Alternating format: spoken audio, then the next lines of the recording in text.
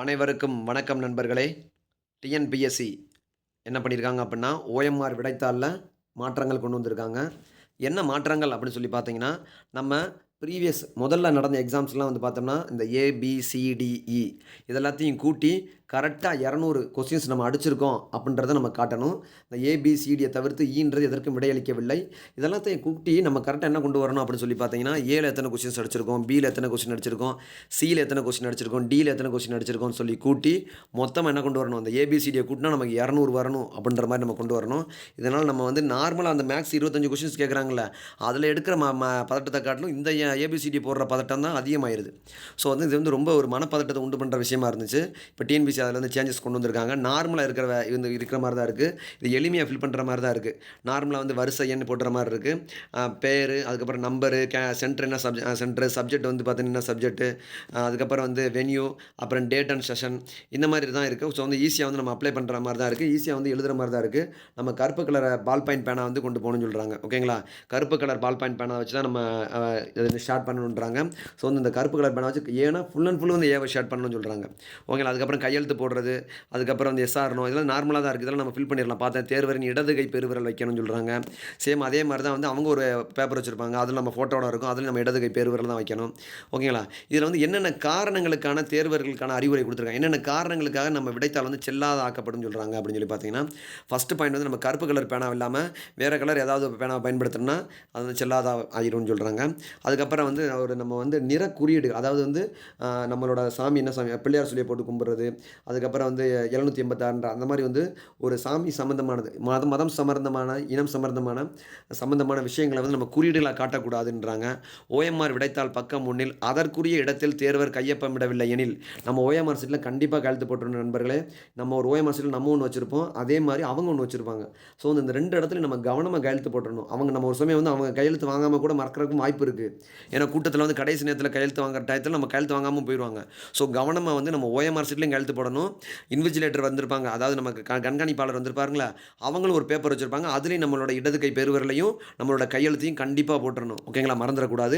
தங்களுக்கு வழங்கப்பட்ட வினாத்தாளில் அச்சிடப்பட்டுள்ள வினா தொகுப்பு எண்ணினை ஓஎம்ஆர் விடைத்தாளை சரியாக கருமையால் அதாவது நம்ம அந்த கொஸ்டின் பேப்பர்ல ஒரு நம்பர் குடுத்திருப்பாங்க. அந்த நம்பர்லயும் இந்த நம்பரையும் சேமா இருக்கிற மாரி நம்ம வந்து இது பண்ணிறணும். ஓகேங்களா? அதாவது கொஸ்டின்ஸ் பேப்பர்ல வந்து பார்த்தீங்கன்னா, ஒரு 7 டிஜிட் நம்பர் குடுத்திருப்பாங்க.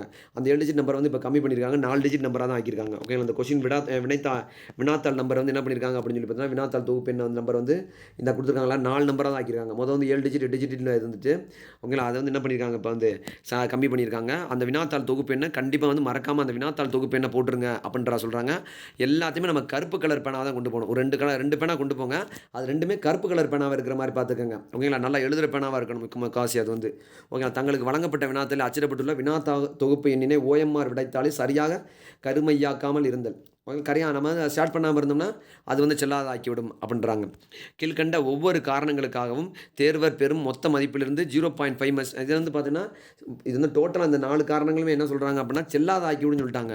அதுக்கப்புறம் என்ன சொல்றாங்க, இது வந்து ஒரு 0.5 மார்க் வந்து குறைப்புன்றாங்க. அதாவது ஒரு கொஸ்டினுக்கு 1½ மார்க்கு, அதன் அடிப்படையில 0.5 மார்க் விடைத்தாளில் எந்த ஒரு வினாவிற்கும் அது தொடர்பான எந்த ஒரு வட்டத்தையும் கருமையா நம்ம வந்து கடைசி டயத்துல வந்து போட்டு பார்த்துக்கிறோம். சில கொஸ்டின் பதில் தெரியாது.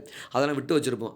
அதெல்லாம் என்ன பண்ணுவோம்னா, அத வந்து ஸ்டார்ட் பண்ணாம மறந்துட்டோம்னா, சப்போஸ் வந்து நம்ம கால்குலேட் பண்றப்ப முதல்ல கால்குலேட் பண்ற மாரி இருந்துச்சு. இப்ப கால்குலேட் பண்ற மாரி இல்ல. ஸோ வந்து என்ன பண்ணியிருக்காங்க, அதுக்கு வந்து 0.5 அப்படின்ற மார்க்க வந்து கம்மி பண்ற மாரி சொல்லியிருக்காங்க. ஓகேங்களா? ஸோ வந்து அதெல்லாம் இப்ப நம்ம 1லேருந்து 100 கொஸ்டின் 200 கொஸ்டின் இருக்கு அப்படின்னா, எல்லா கொஸ்டினுமே கரெக்ட்டா நம்ம வந்து ஸ்டார்ட் பண்ணியிருக்கோமா, எல்லாத்தையும் நம்ம 1ன்னு சொல்லிக்கிட்டு நம்ம 2ல ஸ்டார்ட் பண்ணிறக்கூடாது. அதேமாரி ஒரே கட்டத்திலேயே வந்து சியும் குறிச்சிடக்கூடாது, டியும் குறிச்சிடக்கூடாது. இதெல்லாம் கவனமா பார்த்து நம்ம வந்து ஸ்டார்ட் பண்ணணும். கருப்பு கலர் பேனாவால ஸ்டார்ட் பண்ணணும். ஓகேங்களா? விடைத்தாளில் எந்த ஒரு வினாவிற்கும் அது தொடர்பான எந்த ஒரு வட்டத்தையும் கருமையாகாமல் இருத்தல். பார்த்தீங்களா? அது மாரி இருந்தா 0.5% வந்து கம்மி 0.5 மார்க் வந்து கம்மி பண்ணுவாங்க. பக்கம் 1ல் இடது கை பெருவிரல் ரேகை பதிய வேண்டு அதாவது நம்ம இடது கை பெருவிரல் வந்து அவங்க ஒண்ணு வச்சிருப்பாங்க, நம்ம ஒண்ணு வச்சிருக்கோம். இந்த 2த்துலயுமே வந்து நம்ம வந்து இடது கை பெருவிரல கண்டிப்பா வைக்கணும். ஓகேங்களா?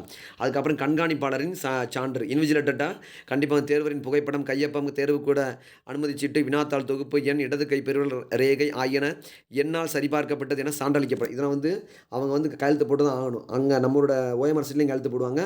பிளஸ் அவங்க ஒண்ணு வச்சிருப்பாங்க. இதுலயும் கையெழுத்து போடுவாங்க. இதுதான் வந்து இப்ப புதுசா வந்து பார்த்தீங்கன்னா, ஓஎம்ஆர் சீட்ல கொண்டு வந்த மாற்றங்கள். ஓகேங்களா? எளிமையான மாற்றங்களா தான் இருக்கு. நம்ம எளிமையாக அணுகுற மாரி தான் இருக்கு. இது வந்து ஃப்ரெண்ட்லியான இதா தான் இருக்கு. முந்தைய ஓஎம்ஆர் சீட்ட காட்டிலும் இது கொஞ்சம் ஈஸியா தான் இருக்கு நமக்கு. ஸோ நம்ம பண்ண வேண்டிய வேலை என்ன அப்படின்னா, கருப்பு கலர் பேனாவ கொண்டு போய் நீட்டா கையெழுத்து போடுறது, கரெக்ட்டா ஷார்ட் பண்றது. தெரிஞ்ச கொஸ்டின் நல்லா கரெக்ட்டா ஷார்ட் பண்றது. ஓகேங்களா? வெல்வோம் நண்பர்களே! தொடர்ந்து படியுங்கள்.